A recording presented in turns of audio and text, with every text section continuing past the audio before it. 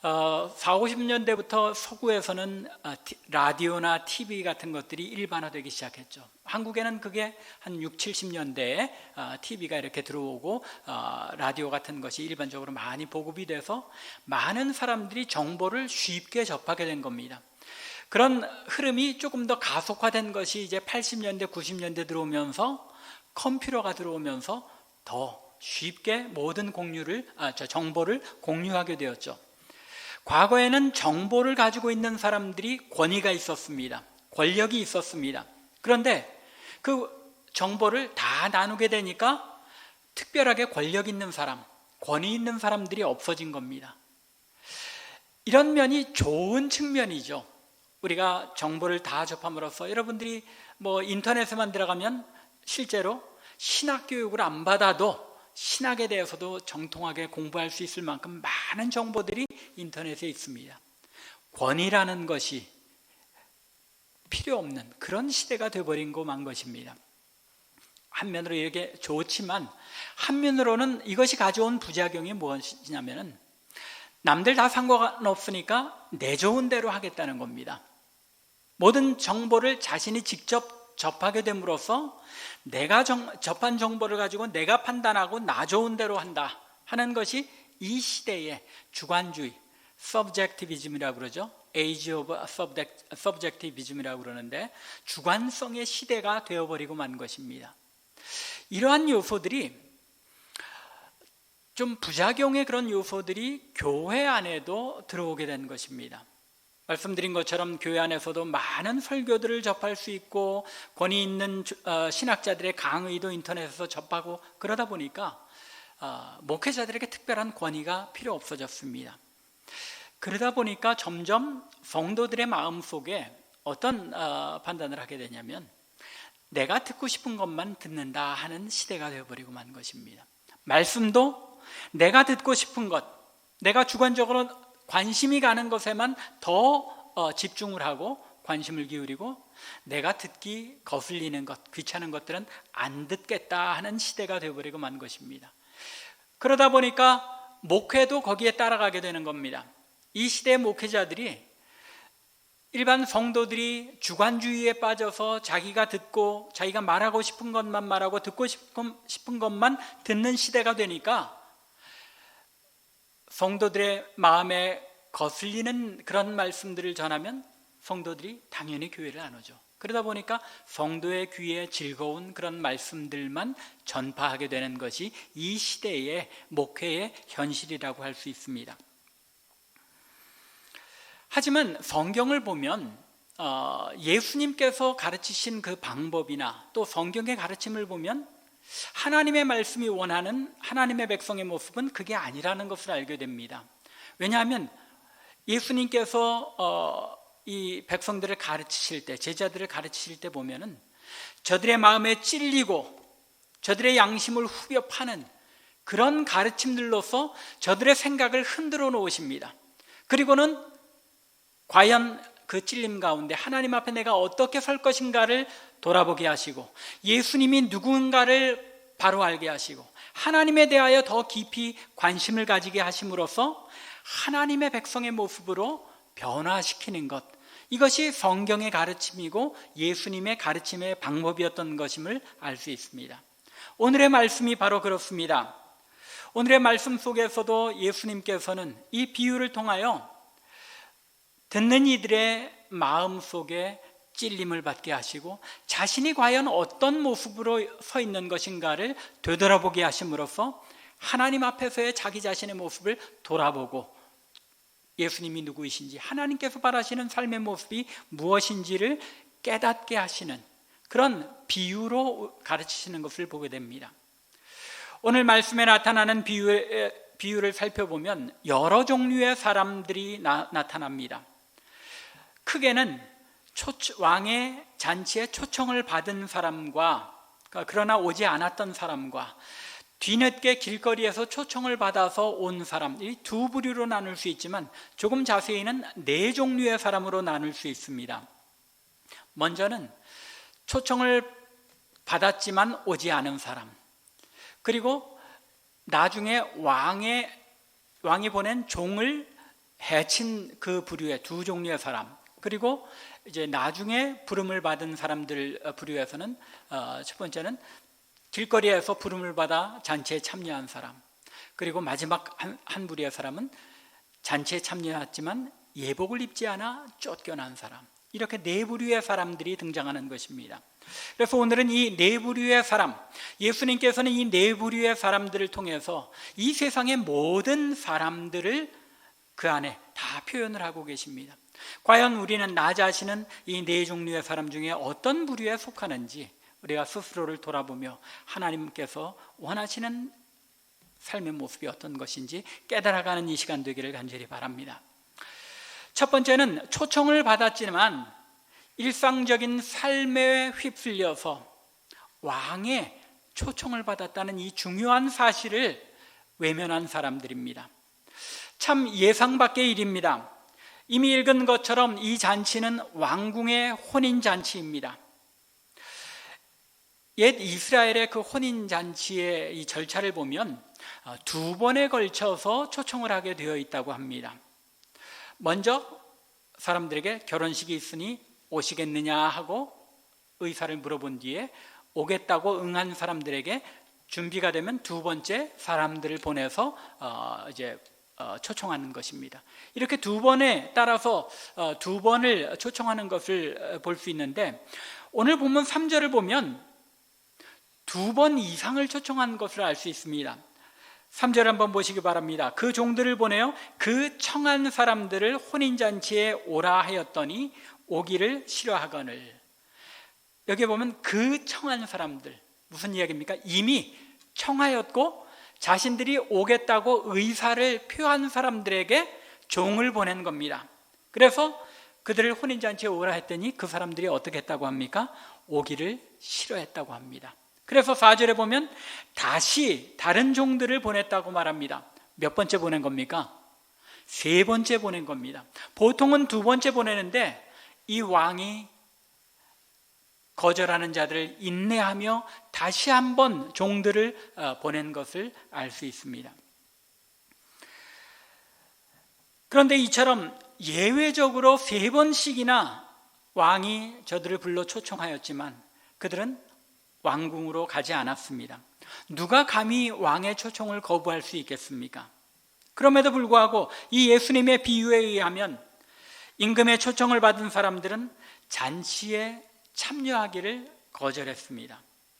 그것도 오늘 본문에 나타난 바에 의하면, 그리고 또 누가복음의 이 병행 구절에 보면 지극히 일상적인 일 때문에 왕의 초청을 거절했다는 것입니다. 누가복음에 보면 나는 밭을 새로 샀기 때문에 그 밭을 돌보러 가야 된다. 소 5겨리를 샀기 때문에 이 소 5겨리를 시험해 보러 가야 한다. 또 나는 결혼한 지 얼마 안 됐기 때문에 유대인들의 율법에는 결혼한 동안 뒤 1년 동안은 아무 일에도 다 면제가 되는 것으로 되어 있죠. 그래서 나는 결혼을 했기 때문에 가지 못한다라고 이야기를 합니다. 요즘 말로 하자면 나는 비즈니스를 새로 시작해서 한동안 꼼짝할 수 없겠군요. 또 젊은 사람들 같은 경우에는 아이들 뒤치다거리가 바빠서 참석하기 어렵겠군요. 또 저는 주중에는 바쁘기 때문에 친구들을 만날 수 있는 시간이 주일밖에 없기 때문에 초청에 응할 수가 없겠군요. 이렇게 여러 가지 일상의 일들로 인해서 임금의 초청을 거부했다는 것입니다. 물론 오늘 본문 말씀이 일상생활에 최선을 다하고 자신에게 주어진 일에 최선을 다해 돌아보는 것을 문제 삼고 있는 것은 아닙니다. 하나님의 백성들도 자신의 매일매일의 삶에 최선을 다하고 충성을 다해야 하죠. 그런데 문제는 자신의 일상생활에 힘쓰느라고 왕의 초청을 받았다는 더 중요한 사실을 놓치고 있다는 것이 문제인 것입니다. 이 비유를 통해 예수님께서는 이렇게 묻고 계시는 것입니다. 너는 무엇을 위해 사는가? 너의 일상생활에 최선을 다하는 것, 그것이 너의 삶의 모든 목적이 되는 것인가? 그렇다면 너는 목적과 과정을 도취한 삶의 목적을 잃은 삶을 살고 있다라고 말씀하고 있는 것입니다. 우리가 이 땅에 살아가면서 일상생활을 해나가는 그 모든 것은 그 목적이 무엇입니까? 하나님의 영광을 위하여, 하나님의 백성다움을 나타내기 위하여 우리가 일상의 삶을 살아가는 것인데, 이 일상의 삶 때문에 왕의 초청을 받았다는 이 사실을 망각하게 된다면 우리는 목적과 과정이 도취되어 버린 그런 삶을 살아가는 것이 되고 만다는 것입니다. 예수님 당시에도 많은 사람들이 이 첫 번째 그룹에 속해 있었습니다. 메시아를 기다린다고 부르짖고 그렇게 입으로는 외쳤지만 그들의 일상생활에 몰두하느라 정작 메시아가 이 땅에 오셨을 때에는 그분이 메시아이신지 알아보지 못하고 그분을 거부하였던 것입니다. 하나님의 백성으로 이 땅에 살아간다는 것, 주어진 삶에 최선을 다해야 합니다. 우리에게 주어진 상황에 최선을 다하며 살아가는 것, 그것이 하나님의 백성다운 일입니다. 그러나 그 속에 파묻혀서 내가 살아가야 하는 삶의 진정한 목적과 의미를 잃어버리는 삶이 되어서는 안 된다는 것입니다. 예수님께서 말씀하신 두 번째 부류의 사람들은 적극적으로, 앞에 사람들보다는 보다 더 적극적으로 왕의 잔치에 참여하는 것을 거부할 뿐만 아니라 왕이 보낸 종들을 능욕하고 죽인 사람들입니다. 이 부류의 사람들이 누구를 가리키는가를 잘 이해하기 위해서는 이 비유의 시작과 끝에 눈여겨볼 필요가 있습니다. 1절을 보면 예수께서 다시 비유로 대답하여 이르시되라고 우리말엔 이렇게 번역이 되어 있습니다. 그런데 이 원문에 보면, 그리고 또 영어 번역에 보면 여기에 그들에게 them이라는 목적이 있습니다. 그들에게 다시 비유로 말씀하셨다는 것입니다. 그러면 여기서 말하는 그들이 누구겠습니까? 2장 45절에 나타난 것처럼 대제사장들과 바리새인들인 것을 알 수 있습니다. 예수님께서 이 비유를 말씀하시는 대상이 바리새인과 대제사장들, 유대인들과 그 종교 지도자들이었다는 것입니다. 그리고 또 오늘 본문이 끝난 바로 다음 구절인 15절에도 보면 이에 바리새인들이 가서 어떻게 하면 예수를 말의 올무에 걸리게 할까 상의했다고 말합니다. 이 비유에, 그리고 이 예수님의 가르침의 대상이 바로 유대 종교 지도자들이었다는 것입니다. 이스라엘 백성들은 하나님께로부터 좋은 소식을 들었습니다. 아브라함의 때로부터 하나님께서는 그들에게 구원의 복음을 주셨습니다. 그 복음은 이 세상에 가장 좋은 복음이고 소식이며 왕궁의 혼인잔치의 초청에 비할 수 있는 훌륭한 초청이었습니다. 하지만 이런 귀한 초청을 받은 이스라엘 백성들, 특별히 종교 지도자들이 무엇을 하였습니까? 그들은 자신들이 초청받은 사실을 좋아하고 즐기기는 하였지만 하나님께서 초청받은 사람들이 행해야 할 삶을 알려주시는 율법의 말씀에 순종하고 그 율법대로 살아가기는 싫어했습니다. 더 나아가 하나님께서 자신의 말씀을 전할 종들, 곧 예언자들, 선지자들을 보내주기까지 하셨지만 종교 지도자들과 이 백성들은 관심을 보이지 않거나 하나님께서 보내신 이 선지자들을 죽이기까지 하였습니다. 이스라엘 백성들이 가장 먼저 초청을 받았다는 의미에서 하나님께 특별한 사랑을 받은 백성이라고 말할 수는 있습니다. 하지만 그들이 초청받았다는 사실 그것만으로 그들의 완전한 구원이 확보되어 있는 것은 아니었다는 것입니다. 다시 말하자면 초청받았다는 것 자체가 자동적으로 구원을 얻는 것을 의미하지는 않는다는 말입니다. 이스라엘 백성들과 지도자들은 하나님께서 자신들을 선택받은 백성으로 초청하셨다는 이 사실 자체만을 가지고 자신들이 택함을 받은 줄로 착각했지만 예수님께서는 오늘의 말씀을 통하여 청함받은 것과 택함을 받았다는 것 사이에는 차이가 있다고 분명하게 구별하며 경고하시는 것입니다. 이스라엘 백성들과 그들의 지도자들이 스스로 살펴보아야 했던 것은 내가 과연 선택받은 하나님의 백성, 구원받은 하나님의 백성답게 살아가고 있는지를 늘 되돌아보는 것이었습니다. 왜냐하면 청함을 받고 나서 그 다음에 하나님께서 선지자를 통하여 저들에게 가르치시고 촉구하시는 것들을 무시하는 저들의 삶이 과연 선택받은 하나님의 백성, 구원받은 하나님의 백성의 삶인가 하는 것을 스스로 돌아보아야 했다는 것입니다. 아무튼 예수님 당시의 종교 지도자들은 자기 조상들이 하나님의 종 선지자들을 능욕하고 죽인 것도 모자라서 이제는 왕의 아들로 오신 예수님 자신까지, 메시아까지 죽이려고 도모하고 있는 것입니다. 그 결과가 무엇입니까? 7절에 나타난 바와 같이 임금이 군대를 보내어 그 살인한 자들을 진멸하고 그 동네를 불사른 것입니다. 예수님께서 말씀하신 이 사건은 역사적으로 증명이 되죠.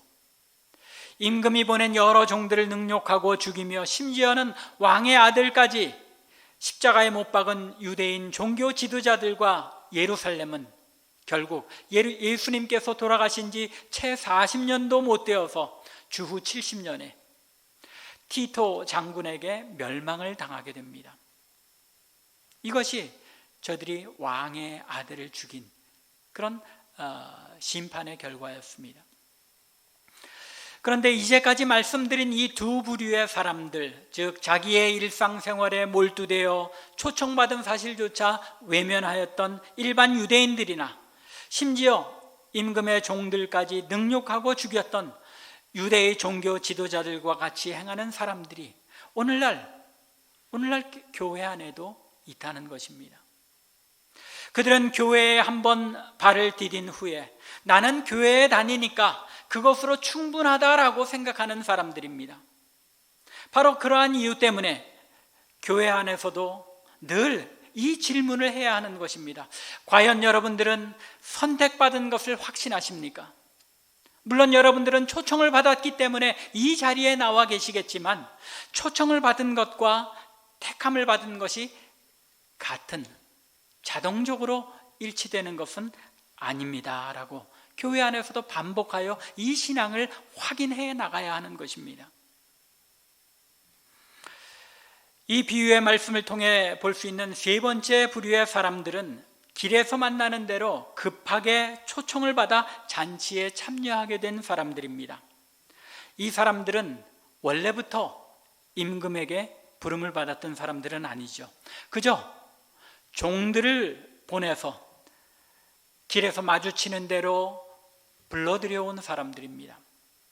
따라서 그 가운데는 선한 사람들도 있을 수 있고 악한 사람들도 있을 수 있습니다. 이 초청이라는 것이, 왕의 초청이라는 것이 얼마나 공평한 것인가를 보여주는 것이죠.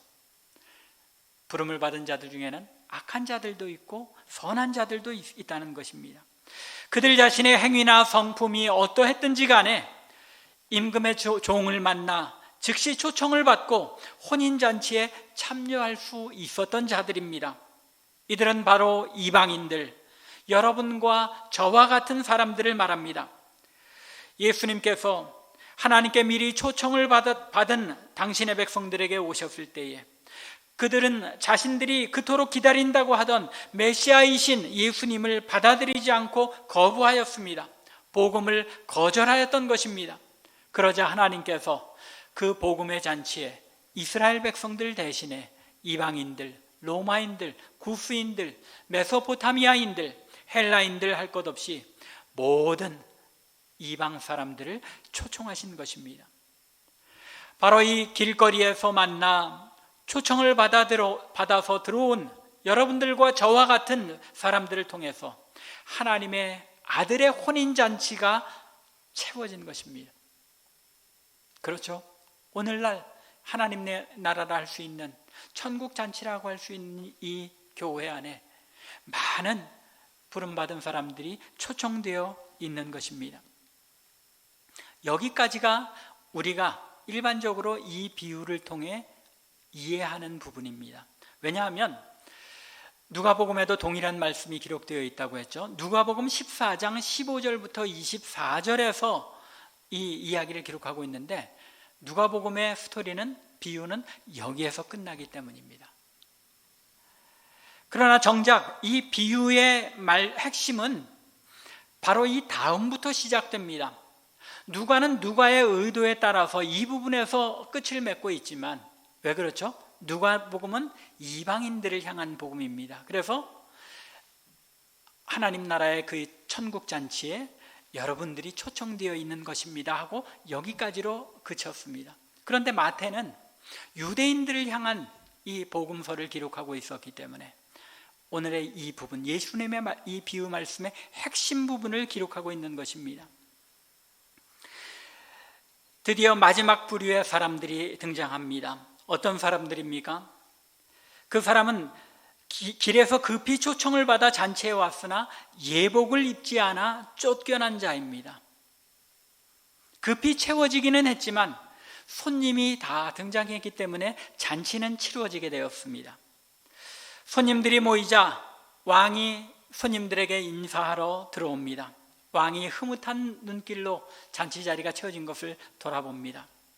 그러다 좌중에 한 사람에게 눈이 멈춥니다. 그리고 그 온화하던 얼굴이 노기에 가득 찬 얼굴로 변합니다. 그 사람에게 왜 당신은 예복을 입지 않았습니까? 라고 물어봅니다. 그 사람이 뭐라고 대답합니까? 아무런 대답을 하지 못합니다. 여기에는 이유가 있죠.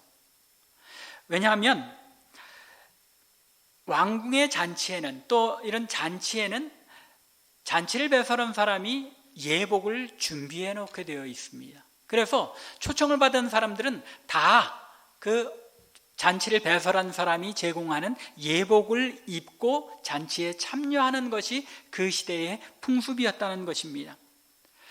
이 사람에게도 분명히 예복이 제공되었는데 그 사람은 그 예복을 입기보다는 자신이 입고 있는 그대로, 혹시 아주 잘 사는 부유한 사람이었는지도 모르겠습니다. 잔치에서 제공된 그 예복보다도 더 훌륭하고 좋은 옷을 입고 있었기 때문에 그 자리에 들어왔는지도 모르겠습니다. 그러나 왕이 제공한 그 예복을 입지 않았기 때문에 왕이 사환에게 명합니다. 그 수족을 결박하여 바깥 어두움에 내던지라. 예복을 입지 않은 자는 영원한 형벌을 받을 것임을 예수님께서는 경고하고 계시는 것입니다. 아마도 여러분들 가운데 어떤 분들은 예복을 입지 않아서 내쫓긴 사람이 조금은 억울하지 않겠나 하고 생각하는 분들도 계실 것입니다. 그러나 이미 말씀드린 것처럼 분명히 왕이 제공한 예복을 입는 것이 그 시대의 규율이었고 방식이었습니다. 그렇기 때문에 이 예복을 입지 않은 사람은 자신에게 제공된 왕의 예복을 거절함으로써 왕을 거부하는 그런 모습을 보였기 때문에 당연히 영원한 형벌에 던져질 수밖에 없었다는 것입니다. 그 잔치에 참여하면서 그 잔치가 어떤 잔치인지에 대해서는 생각하지 않고 단순히 자신의 기분 내키는 대로, 자신의 편한 대로 생각하며 그 자리에 참여했기 때문에 결국은 쫓겨날 수밖에 없었다는 것입니다. 오늘날 교회 안에도 이런 사람들이 많이 있습니다. 왕이 제공한 예복 무엇입니까? 예수 그리스도를 믿음으로써 그 믿음으로 얻게 된 의를 입지 않고 자신의 의만으로도 충분하다고 생각하는 사람들입니다. 교회에 나오는 것을 마치 자신의 삶이 조금 더 윤리적이고 도덕적으로 보이기 위해서 나온다고 생각하는 사람들입니다. 그런 분들 가끔 보면 있죠. 신방 가서 이렇게 얘기 나누고 그러다 보면 기독교 신앙이 무엇인지를 자세히 알지 못하기 때문에 그저 교회 다니면 좋은 말씀 듣고 내 삶이 조금 더 윤리적이고 도덕적이고 조금 더 고상한 삶을 추구하게 되니까 나는 그 종교의 하나로서 교회를 나갑니다. 그렇게 말하는 사람들도 있는 것입니다. 기독교 신앙생활을 자신의 삶을 조금 더 보기 좋게 장식하기 위한 것에 불과하다고 생각하는 것입니다. 그런데 주님께서는 오늘 이 비유를 통하여 기독교 신앙이라는 것은 삶의 장식품이 아니라 우리 영혼이 죽고 사는 가장 본질적인 문제라는 것을 우리에게 알려주고 있습니다. 예수님께서는 분명하게 청함에 응하였어도 예복을 입지 않은 자는 영원한 형벌에 던져질 것이라고 경고하시는 것입니다. 여러분들은 하나님의 부르심, 그 하나님의 초청에 합당한 예복을 입고 계십니까? 예수를 나의 주로 믿고 회개하며 나의 삶이 변화되고 내가 하는 말 속에, 행동 속에 하나님께 순종함으로 말미암는 성령의 열매가 나타나고 있습니까? 예수님께서는 이러한 예복, 그리스도인의 표적, 하나님의 잔치에 합당한 예복이 없이는 아무리 초청에 응하여 교회에 참석하고 있다 할지라도 지옥에 던지움을 받는다는 무서운 경고를 오늘 말씀을 통해 우리에게 주시는 것입니다. 예복을 입는다는 것은 나 자신이 전에 입고 있던 옷을 벗어버리고 복음의 의, 예수 그리스도의 십자가의 보혈을 통해 깨끗게 되어진 하나님의 의를 입고 변화된 존재가 된다는 의미입니다. 즉 내가 전에 가지고 있던 사고방식, 철학을 모두 버리고 오직 왕의 뜻에, 그리고 혼인잔치의 주인공인 왕자의 뜻에 맞도록 순종하는 삶이라는 예복을 입어야 한다는 의미인 것입니다. 교회 생활이 5년, 10년, 20년이 지나도 성경을 이해하는 것도 내 방식, 내 생각대로이고 신앙생활도 내 맘 내키는 대로, 내 원하는 대로이고 하나님의 뜻에 순종하는 것도 내가 하고 싶은 것만 한다면 그것은 진정한 예복을 입은 사람이라 할 수 없는 것입니다. 이제 말씀을 마무리합니다. 하나님께서는 많은 사람이 영생을 받도록 청하셨습니다. 하지만 청하신 모든 사람이 하나님께 택함을 받은, 구원받은 백성은 아닐 수 있다는 사실입니다.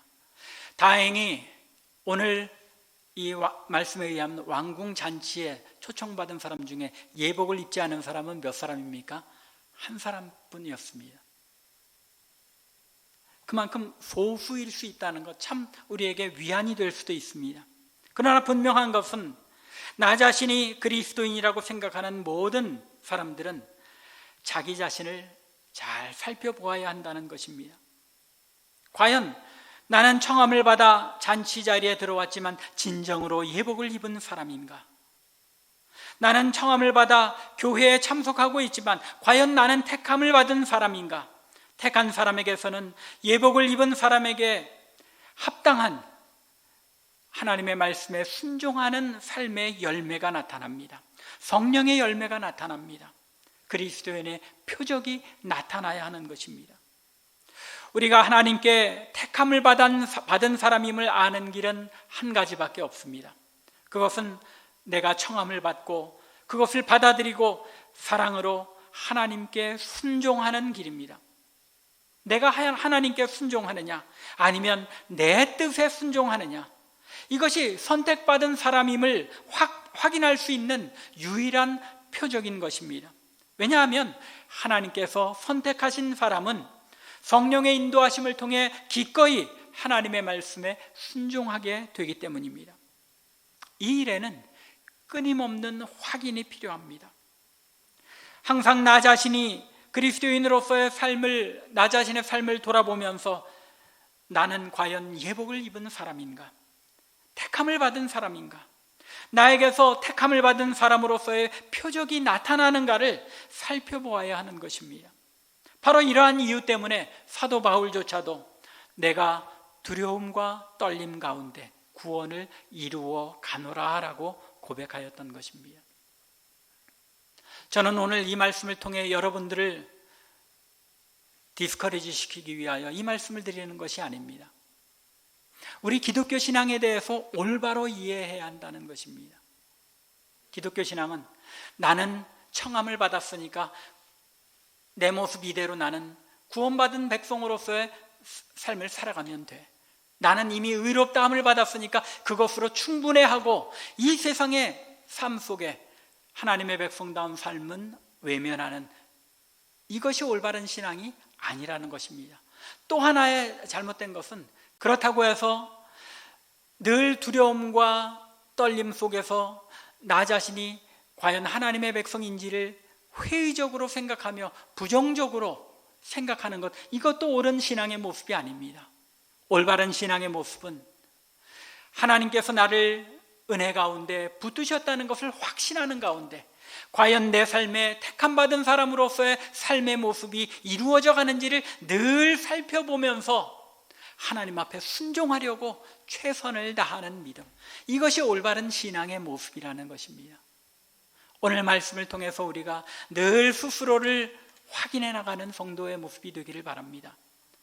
바라기는 이 자리에 참석하신 우리 참빛교회 모든 성도님들께서는 사도 바울처럼 두려움과 떨림 가운데 과연 나에게 택함받은 성도로서의 표적이 있는가, 나는 합당한 예복을 입는가 하고 끊임없이 자기 자신을 돌아봄으로써 하나님께서 기뻐하시는, 우리 자신을 하나님 앞에 산제사로 드리는 이 구원을 이루어 가시는 참 하나님의 백성들이 되시기를 주님의 이름으로 간절히 축원합니다. 기도드리겠습니다.